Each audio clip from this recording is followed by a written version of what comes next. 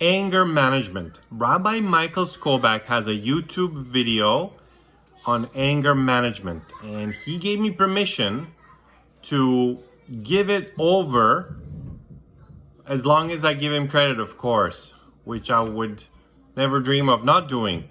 So Rabbi Michael Skobac's speech, anger management. Here goes. So I want to begin by asking a rhetorical question, which is, why did God give the Torah to the Jewish people? Why did God give us the Torah? What is the purpose of us having a Torah? It's clearly not because God wants us to have a history book. That's not the essential purpose of the Torah. The rabbis teach something very dramatic. They say something that almost sounds like hyperbole. In the Midrash, the rabbis say, Lo nitna Torah ella kedei letzared bahem et habriot. That's a very strong way of phrasing it in Hebrew. What it means is the Torah was only given, that's a very strong word, the Torah was only given in order to refine us and to purify us. That's the purpose of the Torah, to help turn us into holier, more refined, more spiritual human beings. The Vilna Gaon, great sage Rabbi Elijah of Vilna, said that the main reason that each of us is actually in this world, the main purpose of us being in this world, is to perfect our character traits. That is our personal life mission. We are here essentially to work on perfecting our character traits, to overcome our inner challenges, and to achieve what we call in Hebrew shleimut. Shleimut basically is self-actualization, perfection. Judaism has pretty high goals for each of us, that each of us should somehow become perfected. We're not looking for C+ Jews, we're looking for A+ Jews. In working on this personal goal, in working on achieving shleimus or shleimut, it's very helpful to follow the advice of King David, who taught us in the book of Psalms, chapter 34, verse 15, Tzur meira ve'asei tov. He writes, turn away from evil, turn away from negativity and do good. When we're trying to figure out how to tackle our life's mission, is there a priority of doing things? For example, I'm a chess player, and when people want to learn how to become a better chess player, one of the first things you have to work on is not making stupid blunders. You don't want to put your queen so the other person can take it right away. The first step is not becoming some brilliant strategist. None of that will work if you're dropping pieces. If you're losing pieces left and right, if you get checkmated in 5 moves. So the first step, really the first thing that you have to do in order to become good at chess, is to stop making foolish blunders. And so King David teaches us, if we want to achieve perfection in life, we first have to stop doing, the doctors say, the expression in medicine is do no harm. So the first step is stop doing things that are inappropriate. Stop doing things that are harmful. If you're trying to plant and cultivate a garden, you're not going to get very far if the earth is full of weeds and thorns and rubbish. It's important, before you're able to get your garden to look beautiful, to first clear away and uproot the weeds and the debris that will ultimately be destructive to plant growth. So that's where we're beginning tonight. If our goal in life is to become shalem, become people who have perfected their personality traits, it's very hard to do this if we're people who are always exploding in anger and rage. Just about the most destructive personality, character trait that we have is anger. And basically, a person that's angry, that interferes with almost everything else they might want to accomplish. So in our personal growth, Our sages teach us that it's vital that we be able to control, get a handle on anger. Now, the Balei Musar, our great ethical teachers, would always say that they're not preaching to the public. Tonight, I'll be primarily speaking to myself. The Lord only knows how much I'm challenged by impatience. And as they say, if you can't do, teach. So that's why I'm up here tonight.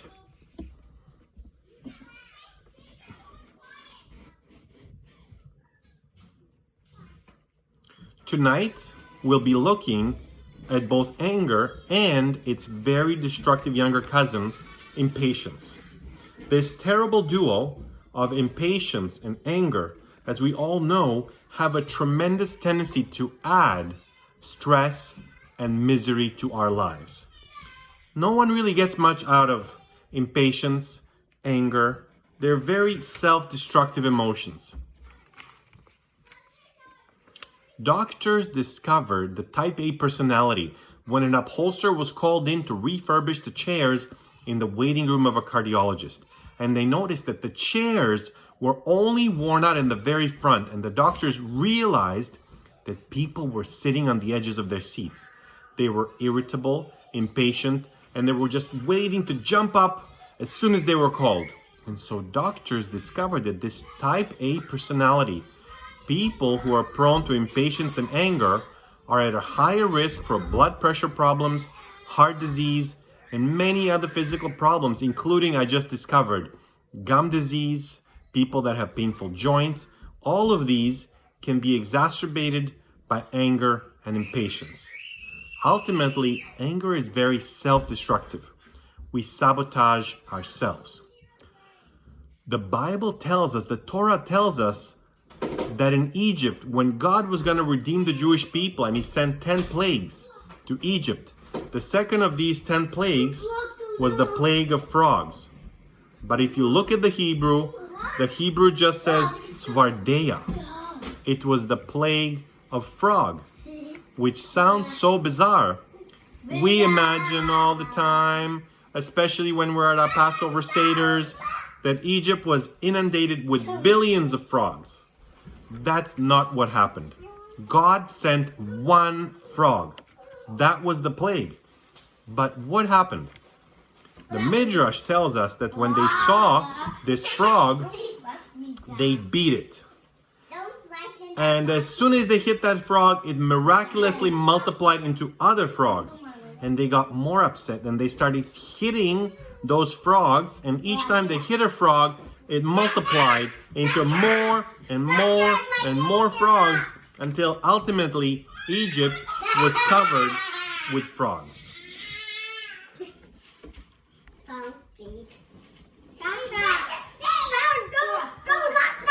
The Steipler Rav Yaakov Kanievsky, who passed away about 25 years ago, one of the great sages of our past generation, asked a very obvious question.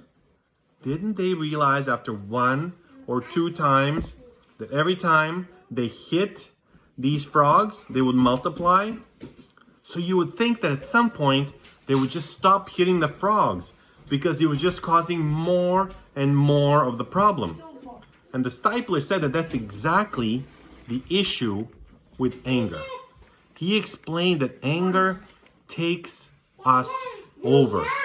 It takes us over, and we totally lose control and our ability to see clearly and to think logically. That's how self-destructive anger is. Anger, of course, and we're all familiar with this, is terribly hurtful to other people. We know that relationships, personal relationships, business relationships, can be destroyed by outbursts of anger. We know of children who were terrorized by parents who can't control their anger and have a short fuse. Terrorized to the point of being crippled, growing up in a house of explosive anger. Studies have shown that 1/3 of fatal car accidents, 1/3, are caused by road rage. Now, Maimonides writes, the Rambam, in Hilchus Deos, chapter 2, passage 3, that those who frequently become angry, he writes, Ein Hayehem Haim. People who are prone to anger, Ein Hayehem Haim. Their life is not a life. They have literally no quality of life. The famous Musar book, Orchot Tzadikim, writes that an angry person cannot learn anything. They cannot accept constructive criticism because everyone around them walks on eggshells because they're terrified of provoking their fury. The Talmud says in Tractate Psachim 66b, a person who becomes enraged, if they're wise, they will lose their wisdom. If they're a prophet, they'll lose their prophecy. The Talmud in Tractate Kiddushin 41a says that an angry person ends up with nothing more than their anger. All an angry person has at the end of the day is their anger in their hand. Rashi explains that basically the angry person gains nothing and they only end up hurting themselves. The Talmud teaches us famously that our true natures, each one of us, is revealed by how we handle three things. Our true nature is revealed by how we handle, the Talmud says in Eruvim 65b, koso, kiso, and ka'aso. Everyone in this room, there is a litmus test for our personalities. Koso, how we handle alcohol. How we behave after we drink. The Talmud says, Nichnas yayin yotzes sod. That when you drink a little bit of alcohol, the secrets come out. I once heard someone say, if you want to know how people feel about Jews, go to a local bar and hear how people speak about us when they've drunk a little bit. So the Talmud says, if you want to know what's inside of someone, you want to know their nature, see them after they've consumed alcohol. Kiso, their pocket, which means how does the person relate to money? Are they generous? Are they cheap? Are they a tightwad? What do they spend their money on and for what reasons? Do they spend money in order to impress other people? Are they generous with their money? Do they spend money on doing spiritual things, performing mitzvot, giving tzedakah? We can learn a lot about people by how they handle their money. And then finally, the Talmud says after koso and kiso, ka'aso, how a person handles anger. It tells us a lot about the nature of who we are. Maimonides says that normally we should keep away from anger. But he writes with a caveat, we should not be passionless people that aren't provoked by anything and will therefore fail to take action against injustice. Maimonides says that distance from anger is not healthy. It's not healthy to be the kind of people that is able to see injustice and do absolutely nothing about it. The Bible tells us that when Jacob's daughter Dinah was abducted and raped by Hamor, who was the prince of Shechem, 10 of her brothers didn't do a thing. 10 of Dinah's brothers simply did not react. Shimon and Levi, however, went the opposite extreme and they annihilated the entire city of Shechem. Jacob, before he died, blessed all his children. But the blessing to Shimon and Levi does not really sound like a blessing so much. He basically curses their impetuosity and their rage. Jacob was terribly bothered by the treachery that they executed by killing all the people in Shechem. But Jacob said in this blessing to his children, I will separate them, meaning I will separate Shimon and Levi within Jacob and I will disperse them in Israel.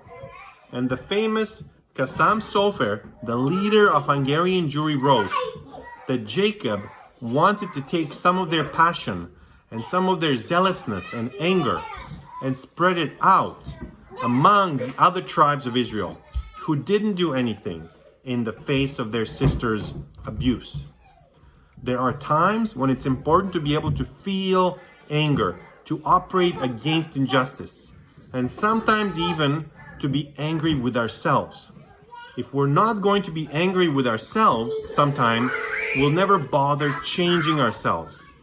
But Maimonides writes, and this is an important caveat, that at those times when it's important to show anger, for example, a parent or a teacher that has to discipline a child, Maimonides says it's important only to display the anger, not to feel it inside. As the Ramchal in his Mesilas Yesharim writes, it has to be an anger of the face, not an anger of the heart. However, even though there are times when it's important to feel rage, outrage, Maimonides cautions us. Maimonides says, normally, and he was famous for this, Maimonides advocated what is called the Shvil Hazahav, the golden mean. Maimonides said that throughout all of life, we should always strive for balance. So he says, for example, we should not be cheap with our money. We shouldn't be cheapskates who never can part with their money. On the other hand, Maimonides says we shouldn't be frivolous with our money. Throw it out, spend it loosely, give it all away. He says we have to have balance. And Maimonides says that applies to everything except for two things. One is arrogance and the other is anger. And he says when it comes to arrogance and anger, we have to don't strive for the middle ground. We have to really become, in modern Hebrew we say, a kitzoni, an extremist. You have to be an extremist towards the end of not getting angry. The Talmud says in Tractate Psachim 113b that God loves those who don't get angry. You want a great motivation for becoming someone who is in control of their anger? That's what our sages tell us. God loves those people who do not get angry. And the Talmud in Tractate Chulin 89a goes further. The Talmud says that the world exists only on account of those who muzzle themselves at a time of provocation. And that's both their inner world and their outer world. Meaning the person that doesn't explode every time they're provoked, their inner world exists, meaning they can be a person that has a life if they're able to go through provocation without exploding. And of course, the Talmud really means the world at large. The world at large exists. We can only have a civilization, a world when people don't explode every time they're provoked. Rav Moshe Feinstein was one of the greatest Torah sages in the previous century. He was one of the first people to purchase a new set of Talmuds that was printed shortly after World War II. They published a beautiful brand new set of Talmuds, 20 volumes, gorgeous, bound set that he was one of the first owners. And Rav Moshe Feinstein would sit studying many hours a day. And he would write notes in the margin of his Talmud with a fountain pen that sat in an inkwell at his desk. One day, he walked away for a few minutes from his Talmud, and one of his students walked by and wanted to see what was he writing there. What was he writing in the margins? And as he looked over, he knocked over the inkwell, and it spilled all over this volume of the Talmud. Moshe Feinstein came back into the room and looked at his beautiful Talmud and looked at his student who was sitting there, frozen, petrified. And Rav Moshe Feinstein said, "Doesn't the Talmud look great in blue?" Another story about Rav Moshe Feinstein was that as an older man, he was driven to his yeshiva, Mesifte Tefaris Yerushalayim in Lower Manhattan. And one day, one of the students that was driving him let him out of the car and then closed the car door on Rav Moshe Feinstein's fingers. The car door slams into his fingers and he does not make a peep. He waited until he got into the building and then he probably said, "Oi," if not more.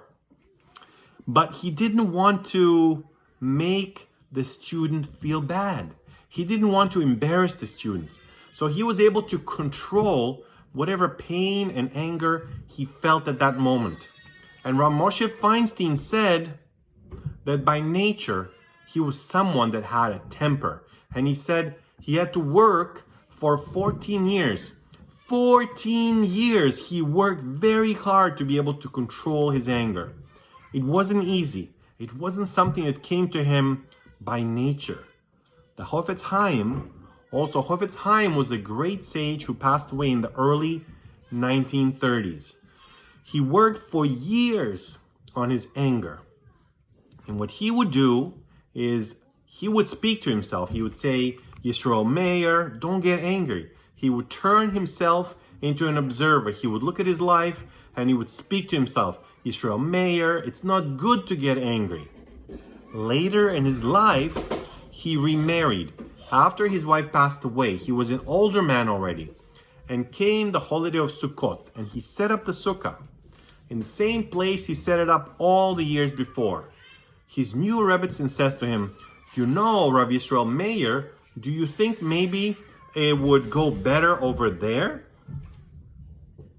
He didn't say a word. He took down the entire sukkah and he re-put it up where his wife had asked him to put it up. She came out of the house and looked at it and she said, "You know, Rav Yisrael Meir, I think you were right. It really is better off in the first place."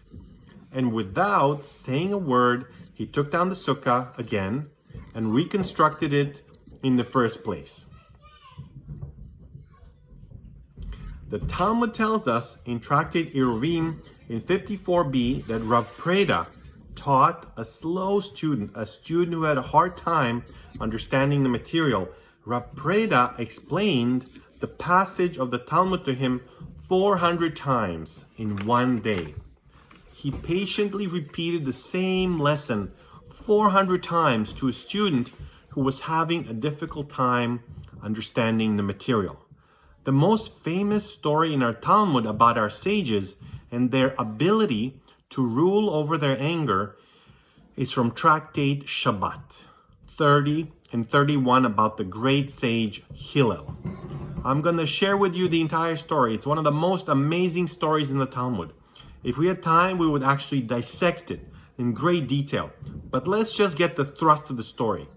Our rabbis have taught one should always be as humble and unassuming as Hillel, and not as irascible as Shammai. And here is the example. It once happened that two people made the following bet. They took a bet. They made a wager. The wager was whoever can make Hillel angry will win 400 zuz. That was quite a fortune back then. So one of them said, "I will make Hillel angry. I'm going to be able to do it." It was Friday afternoon before Shabbat, and Hillel was shampooing his hair. The man came to Hillel's door and shouted. Now, he knows exactly who was in this building because he knew that Hillel was famous for not getting angry.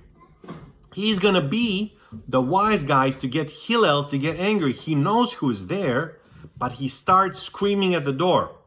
"Anyone here named Hillel? Anyone here named Hillel?" Hillel put on a robe, came out of the bath, and went out to see this man. And Hillel said, "My son, what is it that you want?" The man replied, "I have a question to ask." Hillel said, "Ask, my son, ask. Why do Babylonians have such unpleasantly rounded heads? Hillel said to him, "My son, you've asked a great question. It's because their midwives are not very skilled." Okay, round one. The man went away and waited a while. He then came back again and shouted, "Anyone here named Hillel? Anybody here named Hillel?" Hillel again put on his robe, went out to see him, and he said to him, "My son, what is it that you want?" He said to him, "I have a question to ask." Hillel said, "Ask, my son, ask." He said, "Why do people from Palmyra have droopy eyes?" Hillel said to him, "My son, you've asked a great question. It's because they live in sandy, marshy places." The man went away, probably upset by now, and waited a while longer. He then came back again and shouted, "Anybody here named Hillel? Anybody here named Hillel?" Hillel again came out of the tub, put on his robe, went out to see this man. He said to him, "My son, what is it that you want?" He said, "I have a question to ask." Hillel said, "Ask, my son, ask." He asked, "Why do Africans have such wide feet?" Hillel said to him, "My son, you have asked a great question. It's because they live in swampy places." The man then said to Hillel, "I have many questions to ask you, but I am afraid you might get angry." Hillel wrapped his robe up well and sat down before the man, saying, "Any and all questions that you might have to ask, ask them." The man said, "Are you the Hillel that everyone calls the Prince of Israel?" He replied, "Yes." The man said, "If you are he, I hope there are not many more like you among the Jews." Hillel said, "My son, why is that?" He answered, "Because I lost 400 zuz because of you." Hillel replied, "Be careful with your emotions. It's better that you lose 400 zuz and even another 400 zuz than for Hillel to get angry." Now, if you look at this story just briefly, the fellow obviously knows who lives there, and he's going purposely to provoke Hillel. And when he calls out, "Is there anyone here named Hillel?" Who here is called Hillel? It's really meant as a slight to the person that he knows is living in the house. When did he come? Right before Shabbat, when people are very busy.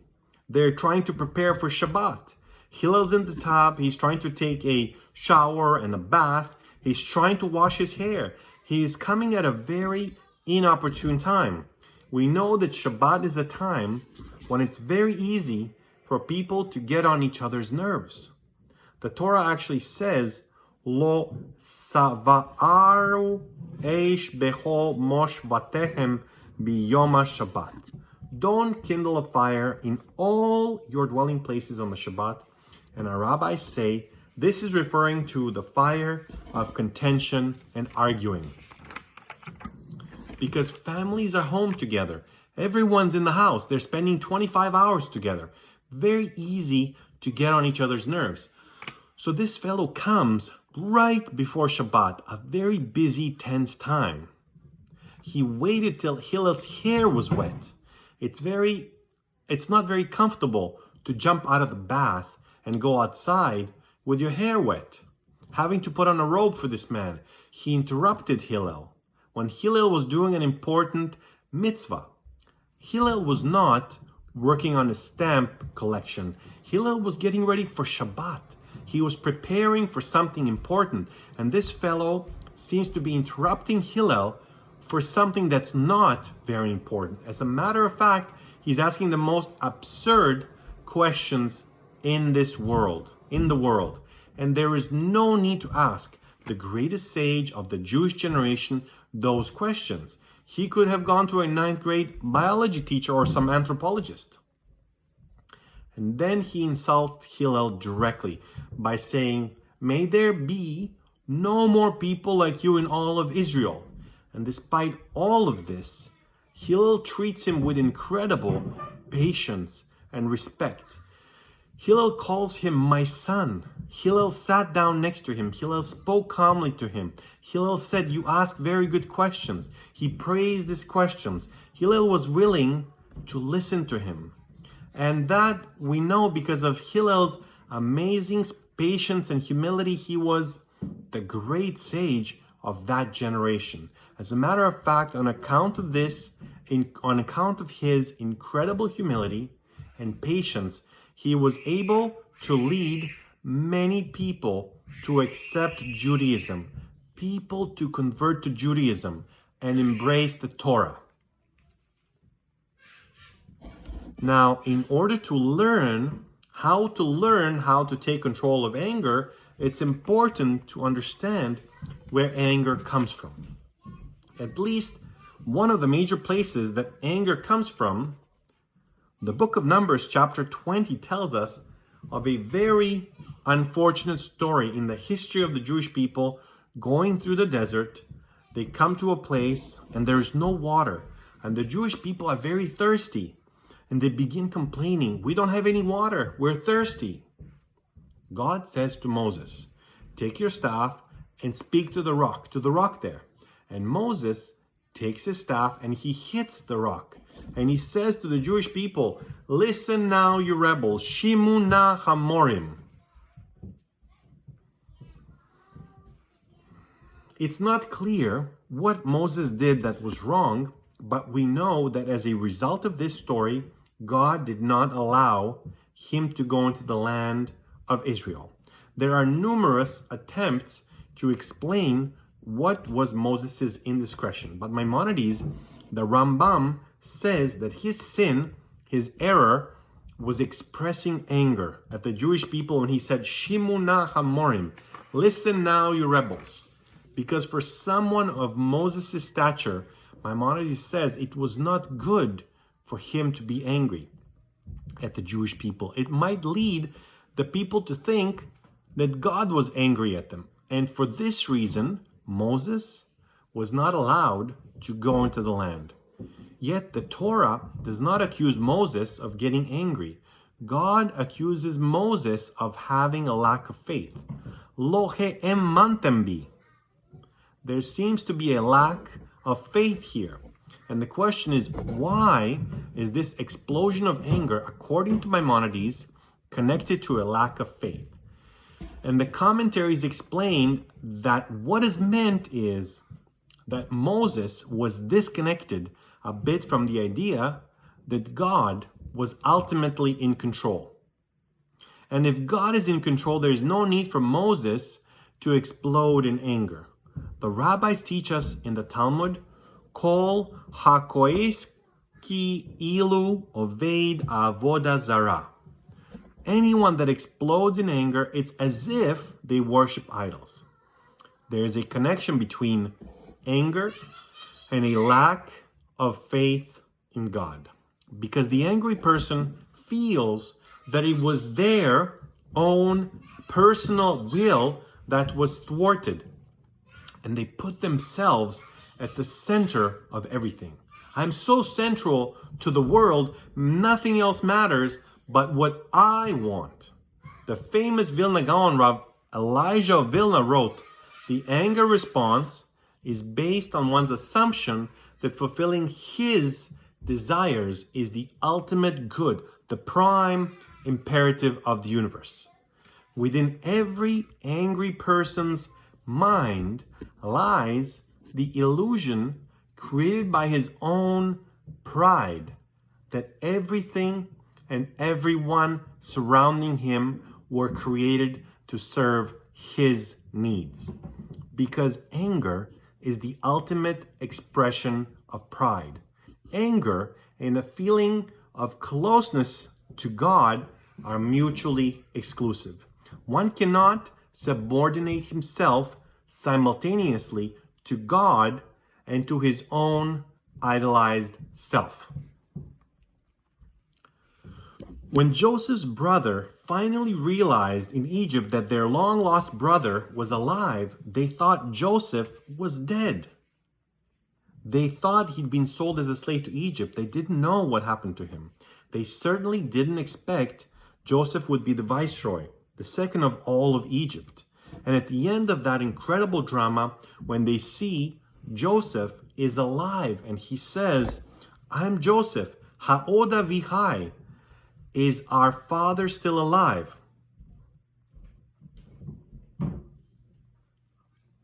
Ha'od Avihai, is our father still alive? The brothers were terrified. They were terrified that Joseph would seek revenge against them because they sold him as a slave so many years before. But in Genesis 45, Joseph says, it was not you who sent me here, it was God. Joseph bears no grudge against them because Joseph believes that it was only by divine intervention, by divine plan, that it was important for him to be in Egypt at that time. So he does not have any resentment towards his brothers. The Bible tells us that when King David was fleeing from his son Avshalom, he was met by Shimei ben Gera. Shimei ben Gera was on top of a hill throwing stones at David and cursing him. And David's friend Avishai wanted to kill Shimei. What chutzpah! You're cursing the king, you're cursing David. And David said to Avishai, no, God is the one that told him to curse me. What David understood was that God wanted him to experience some humiliation at that time. And Shimei just chose to be the one who would be God's agent. If Shimei didn't curse David, someone else certainly would have come and done it. Shimei was just a messenger, and therefore David didn't see any reason to be angry with Shimei at that point. The first Lubavitcher Rebbe, the Baal Tanya, in the Igeris HaKodesh 25 writes, the angry person is like an idolater, because when a person is enraged, it shows their faith has departed. If they would really believe that God runs the world and that everything comes to us from God, they would not get angered at all. Anger is basically an overextension of a person's ego into the world. And when your ego is overextended into the world, it displaces God.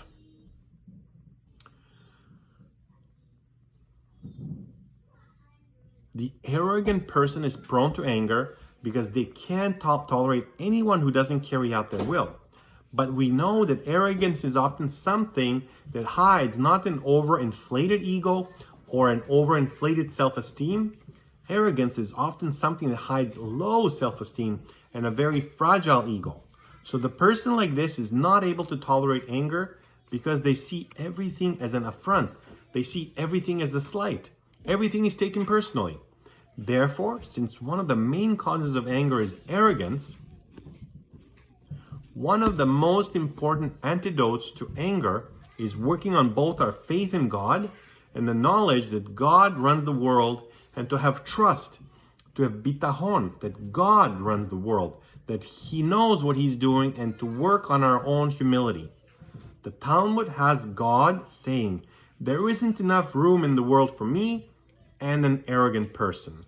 God is saying that the arrogant person basically cannot exist in the same world as I am. We know that we just read over the holiday of Shavuot this past weekend when God gave the 10 sayings on Mount Sinai. The first of those 10 sayings was Anochi Hashem Elokecha. I am the Lord your God. And Anochi Hashem Elokecha should make our ears ring with one of those first Anochis we heard from the Bible when Abraham said, Va'anochi afar ve'efer. Abraham was saying, I'm but ashes and dust.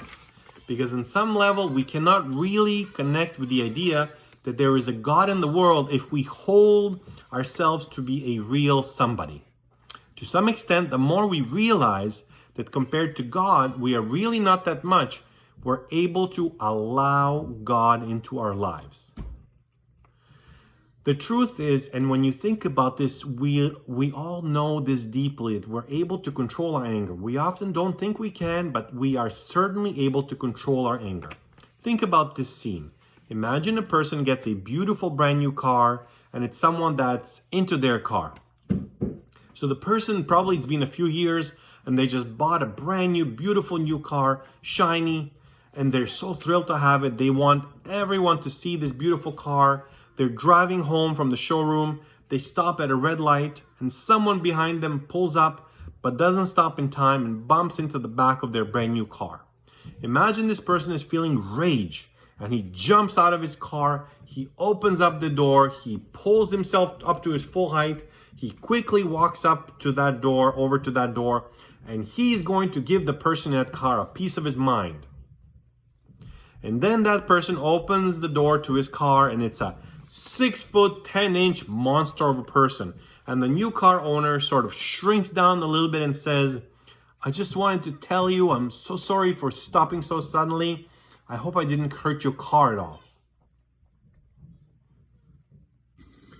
So let me share some strategies for overcoming anger. The first thing I'm going to recommend, and if you're able to pick up a book by Zelig Pliskin called Anger, Our Inner Teacher, he shares almost 50 different strategies, probably even more.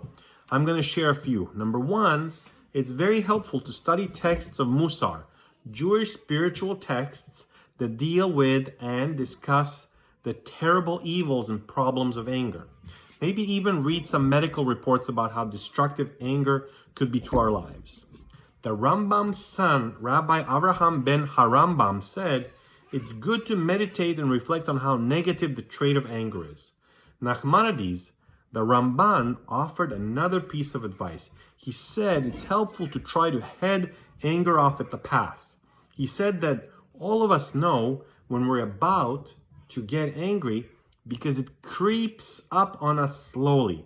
We begin feeling a little bit of impatience that grows into a little bit of anger that gets stoked into more anger. And Nachmanides says there's a way of heading this off at the pass. He says the best advice I can give you in his letter to his son, the Igeret HaRamban, he says, speak softly. Speak softly. He said when a person speaks softly and calmly, their own internal anger is calmed a bit. And the other person is certainly not provoked into escalating the fight.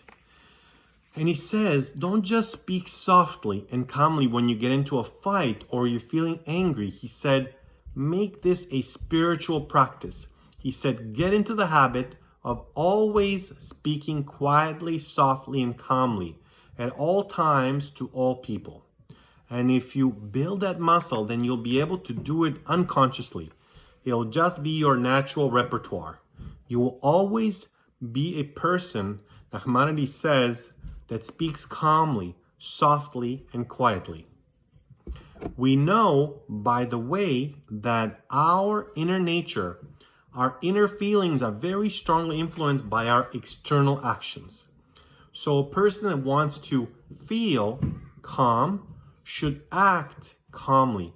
And by acting calmly, you will actually begin to feel calm.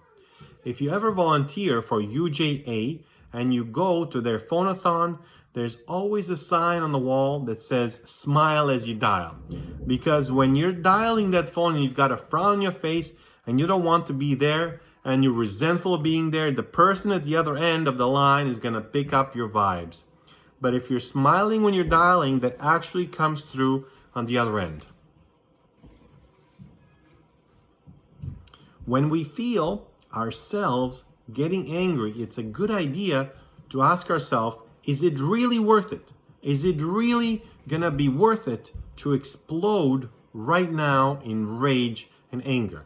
Is this something that I'm still gonna be angry about in 2 days from now? Is it really that bad? And to think about what might be the downside of exploding in anger now. Our rabbis teach that if you cannot stifle the feelings of anger, at least delay its expression. There is a Hasidic Rabbi that would give his students, his Hasidim, an elixir to promote marital harmony. He gave them a little jar of what he called holy water. And he told the couple, if you're ever feeling angry with each other, swallow some of this water and hold it in your mouth as long as you can without swallowing. And usually when a person did that for 5-10 minutes, the anger would abate. The Alter of Kelm, one of the great Musar teachers, had what he called the Beged Haka'as. He had an anger garment. And whenever he felt angry, he would go into a special room. He would put on his special anger garments, and by the time he went through that whole exercise, also he usually found that the anger abated.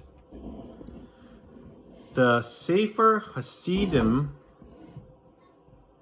tells a famous story where there was a man whose father, before he passed away, told him, "Look, you honored me so beautiful during my life. I would like you to honor me after my death. And I'm going to ask you, please, the following. If you ever get angry, don't express your anger. Put it off for one day." And this man told his father he would honor his father's wishes. He was a married young man, and he had to, back then, things were different. Unfortunately, and people often had to go away from home for long periods of time on business. And this man left his family, his young wife, he left for 20 years. He comes back 20 years later, he's gonna be reunited with his wife. He comes home and he hears his wife speaking with a man in the house. And he jumps to the wrong conclusion. He thinks that this is someone she's cheating on him with. And he was about to burst in and probably kill both of them, or at least this man. And he remembered his father's orders. His father said, "Don't express it right away. Sleep on it overnight." So he just came into the house without feeling rage and anger, and he discovered that this is his son that his wife had been pregnant with. Another thing that's very, very helpful to do in order to begin to get control of anger is to pray to God for help in controlling anger. The Chofetz Chaim used to come into the synagogue at night, and he would stand in front of the Aron Kodesh, the Holy Ark, and he would pray to God. "God, please give me the ability and strength to overcome my feelings of anger." And again, he worked on this for many, many, many years. He probably prayed for many hours to be able to reach that level of control over his anger. Another technique that the rabbis recommend is to fine yourself. Institute a series of fines that if you do get angry, you're going to put $5, $10, $25 into a box for charity. But that would be a helpful thing as well. The rabbis teach in the Talmud, Eizehu Chacham, who is the wise person? The rabbis say the wise person is Haroe et Anoa, the person who is able to anticipate the future, which means that we often know what kind of situations are going to provoke our anxiety and our anger. It sometimes happens to families that are going on a trip and they're late and they're rushing. So it's always helpful to leave way in advance, to make time so that that is not going to be a problem. If we know that meeting with certain people can be provocative, to prepare emotionally for these meetings. If a parent knows that they have one of their kids that always tries their patience, so before they step into the room at night, to the house at night, just prepare emotionally. Look, this kid is probably going to give me a lot of difficulty. I want to get myself ready for it. Another technique that's used, actually some people are very good at this, is to use humor to deflect and diffuse tense and awkward situations. First of all, it's always easy to laugh at ourselves. If you're making a dinner and you drop the food all over the floor, you could go crazy like I usually do, or you can laugh at yourself. What a clumsy ox. Especially when it comes to interacting with other people. People can be very abusive sometimes, and to turn abuse into a joke, to make light of it, can be very, very useful and helpful. One of the things that I believe personally is the universal solvent. I remember when I was in high school, I had a job at Nabisco as a science work study project. I worked at Nabisco for several months, and I was doing research in their quality control department and the food packaging departments. And one of the scientists put up on the bulletin board a joke. I mean, only for scientists it would be a joke. He said, if they found the universal solvent, what are they going to put it into? All right, you have to be a chemist to think that's funny. So I believe that the universal solvent for interpersonal relationship problems is the Torah's advice to always give people the benefit of the doubt. It's an incredibly powerful tool that when we get upset with people, when they slight us, when they disappoint us, when they don't do what we would expect them to do, what we hope them to do, what we want them to do, it's very helpful to spend some time thinking. Maybe there is a reason they didn't do what I wanted them to do. Maybe there is a reason that they disappointed me. Maybe there's some justification. Maybe.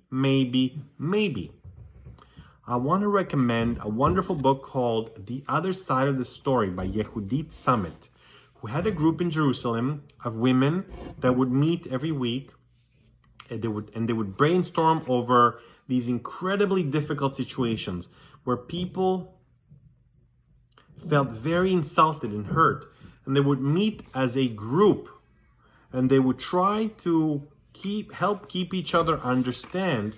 They would try to help each other understand, well, maybe you could look at it this way.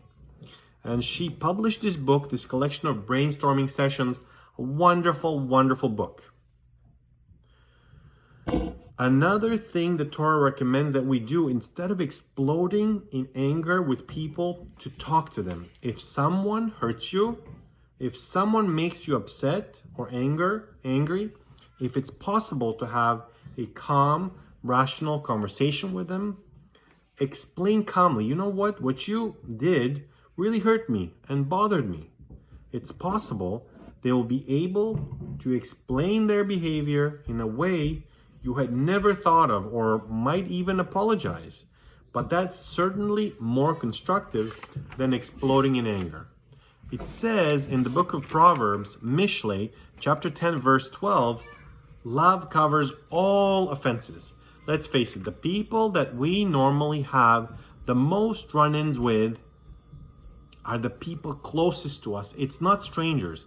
And so the book of Proverbs tells us that when our friends and family upset us, disappoint us, hurt us, we should recall the fact that these are people that we love. And when we realize how important these people are to us, how much we love them, why we love them, that itself can cover over a lot of offenses. Another thing that our rabbis teach us, I can't really explain this tonight because it's not what I'm doing, but the rabbis teach, learn the art of being silent. It's always a good idea to keep your mouth shut. Very, very helpful. Learn to keep your mouth shut. Keep silent. In Pirkei Avot, Ethics of the Fathers, one of the sages says that he grew up in the houses of the sages. He never learned anything as important as the midah, the character trait of shtika, of being silent. We usually get ourselves in trouble by opening our mouths. Another strategy, by the way, some of these I would recommend you can find in a wonderful book called Battle Plans, How to Defeat the Yetzer Hara by Tzipora Heller and Sarah Yoheved Rigler. They recommend putting God into the picture. If you're about to explode in anger, see God as being present right now. You know, we speak about fear of God as Yirat Elohim, the fear of God, but it means God is watching. It means also that you're seeing God. It means to see God as being here right now. We all know there are certain things we would never do in front of our mothers. I would certainly explode at some salesperson that bothers me, but if I know my mother's watching, or let's say my rabbi's watching, I'm going to be acting differently. So to realize that God is always watching, as a matter of fact, when Rabbi Yehuda Hanasi, the person that edited the Mishnah, before he passed away, his students asked him, please teach us something that'll help us in life. And he said, let your fear of God be as great as your fear of human beings. And they said, that's all? Shouldn't we have more fear of God? And he said, Alevai, you will be great if you will just have that much fear of God. But put God into the picture and realize that God is always watching what we're doing. Another strategy, which is not pleasant, but could be very effective, the Talmud teaches us this. Think about the day of our death. Think about the fact that we're not going to be here forever. Our time is very limited. Is this the last thing I want to do in my life? Is this how I want to remember my life, with this explosion of anger in the context of a very short life, and realizing that time is limited? Is this worth getting so upset about? The Kotzker Rebbe used to say, I don't avoid doing the wrong thing so much because it's wrong. I do it because there's no time. There isn't time in life to just waste on doing inappropriate things. Rav Shlomo of Volbi, the great Musar master who passed away a number of years ago, recommended that we practice savlanut. We practice being patient. He explained that savlanut is from the word sovel, which means to suffer, to carry. Because when you are being patient, you're actually carrying a burden, and it's painful. It's painful sometimes to have to carry this burden, to have to be patient in situations where, you know, we're living in a world where everything is now. It's not now, it's yesterday. I mean, I grew up where you turned the television on and you had to wait half an hour until it went on. There was a little dot in the middle, and then, you know, who knows what happened. And then we all were used to using computers that were 286 computers, and it took, I don't know, 4 minutes, 3 minutes to boot up. If your computer took 3 minutes today to boot up, you'd probably, you know, go out of your mind, because we're used to things happening immediately. That's the world we live in. It has to happen now. So Rav Volbe explains that this is a muscle that we need to build, the muscle of patience. And he recommends dedicating a half hour a day to practicing savlanut, to practicing patience. To dedicate half hour a day to telling yourself, for the next half hour, in the same way there are people who practice guarding their tongue, right? For the next half hour, I'm not gonna say any Lashon Hara. So Rav Volbe said, take a half hour a day, say for the next half hour, nothing is going to disturb my equanimity. Nothing is gonna disturb my patience. The Hasidic masters teach that every organ of the body has a covering that protects it. Our eyes have eyelids, our mouth has lips and teeth. Every part of our body, every organ has a covering. They said, what is the covering of the heart? What's supposed to protect our hearts as we go through life? And they said that the protection for our hearts is simcha, is simcha, is joy. For the person who has cultivated a life of happiness, of joy, is a person that will not get angry so quickly. The rabbis in the Talmud teach, Ezehu Ashir. Who is the wealthy person? It's the person that's satisfied with what they have. They're content with what they have in life. And so a long-term strategy for building a life where we won't be so vulnerable to outbursts of anger is to focus our energies on becoming people who are more happy, more satisfied, more fulfilled, have more simcha in our lives. I've told the following story in another lecture, but I'll repeat it here. When I was a student at Yeshiva University, Rabbi Chaim Solberg, Dr. Chaim Solberg, who was a professor of Hebrew, also taught the karate class. And every year he put on a mixed martial arts exhibition where one of the things he demonstrated was the technique of rooting. And in rooting, someone would stand there with their feet apart and they would breathe and they would basically plant themselves firmly in the ground to the extent that he'd get the smallest student in his class, some 85, 90-pound string bean, that would get rooted in the ground.